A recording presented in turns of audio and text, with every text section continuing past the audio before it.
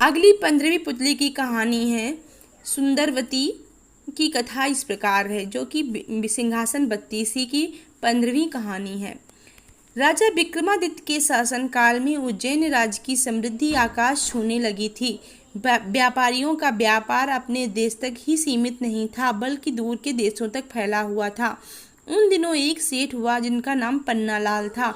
वह बड़ा ही दयालु तथा परोपकारी था। चारों ओर उसका यश था। वह दीन दुखियों की सहायता के लिए सतत तैयार रहता था। उसका पुत्र था हीरालाल, जो पिता की तरह ही नेक और अच्छे गुणों वाला था। वह जब विवाह योग्य हुआ तो पन्नालाल अच्छे रिश्तों की तलाश करने लगा। एक दिन वह ब्राह्मण ने उसे बताया कि समुद्र पार एक नामी व्यापारी है, जिसकी कन्या बहुत ही सुशील तथा गुणवती है।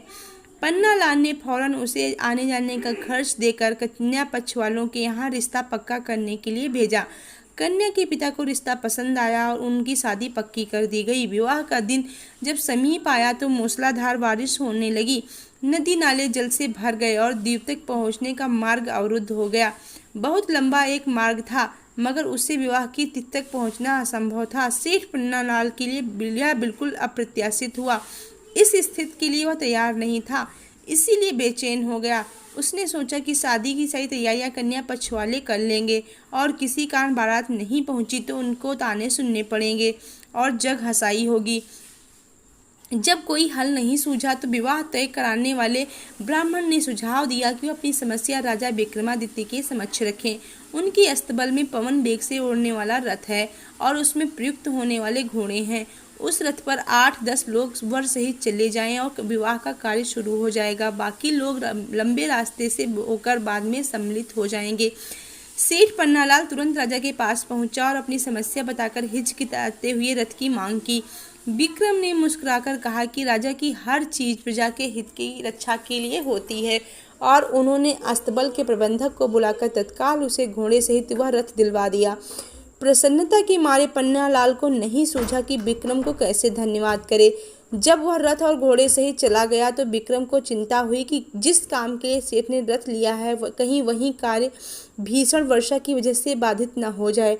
उन्होंने माँ काली द्वारा प्रदत्त बेतालों का स्मरण किया और उन्हें सकुशल वर को विवाह स्थल तक ले जाने वाले तथा विवाह संपन्न कराने की आज्ञा दी। जब वर वाला रथ पवन वेग से दौड़ने को तैयार हुआ तो दोनों बेताल छाया की तरह रथ के साथ चल पड़े।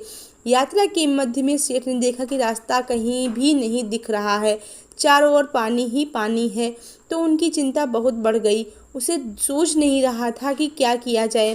तभी अविश्वसनीय घटना घटी।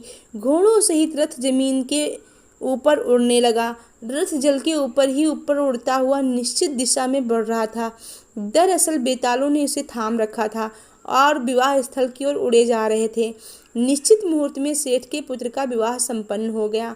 कन्या को साथ लेकर जब सेठ पन्नालाल उज्जैन लौटा तो घर के बदले सीधा राज दरबार गया। विक्रमादित्य ने वर वधू को आशीर्वाद दिया। सेठ पन्नालाल घोड़े और रथ की प्रशंसा में ही खोया रहा। राजा विक्रमादित्य उसका आशय समझ गए और उन्होंने अश्व तथा रथ उसे उपहार स्वरूप दे दिया।